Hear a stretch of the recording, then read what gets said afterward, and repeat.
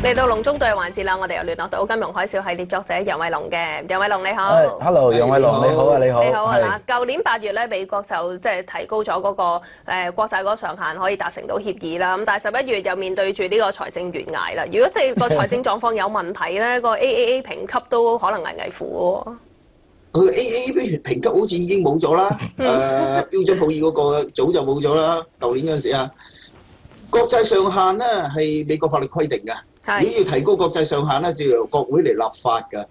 大約1年前咧，共和黨控制嘅眾議院同埋民主黨控制嘅參議院咧，就喺國債上限呢樣嘢度咧打餐死嘅，一路打到去到財政部話會資金用盡嗰一日啊，即係8月2號咧先達成協議，爭啲出現違約。雖然咧美國國會係提高咗國債上限啦，但係標普咧就降低咗美國嘅主權信貸評級。標普咧仲贈美國國會幾句説話。美國國會喺國債上限談判嘅時候咧，玩咗政治危機，令到美國政府管理財政嘅能力有較差嘅可靠性啦、穩定性啦、有效性啦，同埋呢個可預測性嘅。佢仲話兩黨協議嘅21,000億美元嘅即係呢個減赤計劃啦，就未能夠達到控制美債發展嘅要求。而且咧，佢哋都唔相信美國國會喺未來咧，即係最近嘅未來咧，係會進一步減赤嘅。美國嘅國債上限咧，而家已經係水浸眼眉啦。1年前啊，好多人以為咧，美國提高咗國債上限，一路提高到去16.4億美元啦，咁高啊！佢哋以為咧，一定可以捱到2013年啦。其實係好樂觀。而家嘅美國國債咧係15.86億美元。國債上限咧就16.4億美元，相差咧只係5,400億美元。每日增加40億美元嘅話咧，捱到去11月底啦，最多啊。不過咁喎，10日之前咧，美國嘅國債咧突然之間一夜之間咧飆升咗75億美元，所以咧捱唔捱到11月底咧都係好難講嘅。大家就唔好期望今次嘅國債上限談判咧就會好過上一次啊！唔係因為今年係大選年啦，係因為美國國債嘅增長速度實在太快啊！美國嘅經濟增長咧大概2%咁上下啦，但係國債嘅增長速度咧喺過去嗰3年都係維持喺9%嘅。我諗唔使揾個經濟專家嚟問㗎啦，呢樣嘢咧你肯定係會出事㗎啦。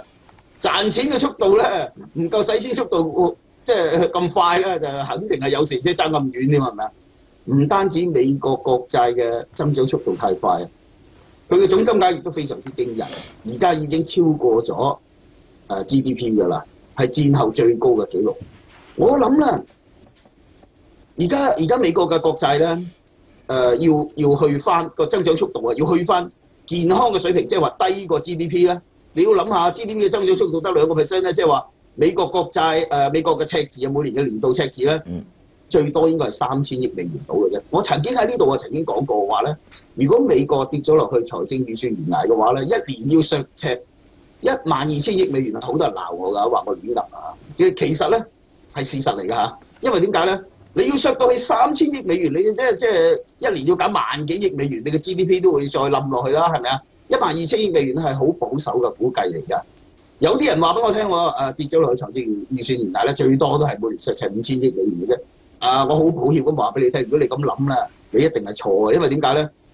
就算真係削赤5000億美元啊，美國國債嘅增長速度仍然係高過 GDP 增長速度1倍以上，都係唔掂㗎嚇。即係隻船咧，穿100個窿入水沉啊，定係99個窿咁嘅意思嘅啫。即係其實都係一樣嘅，結局一樣嘅。如果咧我哋要減赤嘅話咧，只係得2個方法啫，加稅同埋削減開支。加稅咧就比較困難啦。我個人嚟睇根本就即係美國而家咧加稅空間好微嘅，因為美國企業稅咧已經係全世界最高。你再大幅咁加企業稅嘅話咧，即係趕啲企業走啫。如果你話加啲個人稅咁樣，即係叫消費市場癱瘓啫，其實真係加稅嘅空間唔係咁大啊。唯有咧就係削減開支嘅，但係民主黨咧就唔肯削減開支，因為點解咧？民主黨嘅支持咧係嚟自糧食券計劃啊。已經係而家係每7個美國人裏面咧有1個係要用糧食券嚟維持生活㗎啦。喺美國加州嘅糧食券咧申請咧其實係好寬鬆㗎嚇。以個人嚟計咧，月入1萬蚊港幣咁上下咧，已經算係可以即係可以申請糧食券嘅低收入嚟㗎啦。4人家庭大概2萬蚊港幣嘅收入啦。而咧民主黨咧堅持咧唔會削減佢哋嘅開支㗎啦，即係唔會削減福利。佢哋要求加稅嚟加富人稅嗰啲，但係其實加富人稅唔加得幾多嘅啫。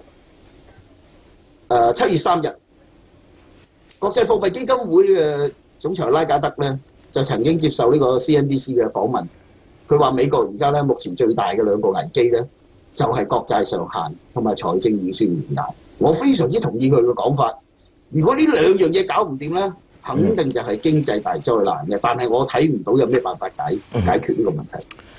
好啦，咁啊楊偉龍講咗國債上限即係美國啦嚇，佢雖然有印刷機啊，但係要過國會啊，有政治嘅鬥爭。即係歐洲嗰邊未完，但係跟住咧，聽下楊偉龍講咧，呢未來2-3個月咧，美國嘅國債咧，亦都係一個問題啦。都係我哋會留意嘅焦點嚇。咁啊，即係呢個市場睇下個市場不受寂寞嘅市場。大家希望寂寞啲，可能都唔想咁多呢啲咁大嘅風險喺度嚇。好啊，唔該晒楊偉龍同我哋嘅分析啦。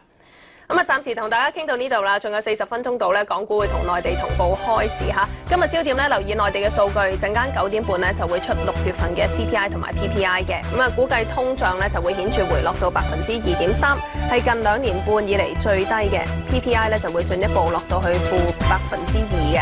咁至於成個星期重頭戲咧，就係星期5啦，就會出第2季嘅經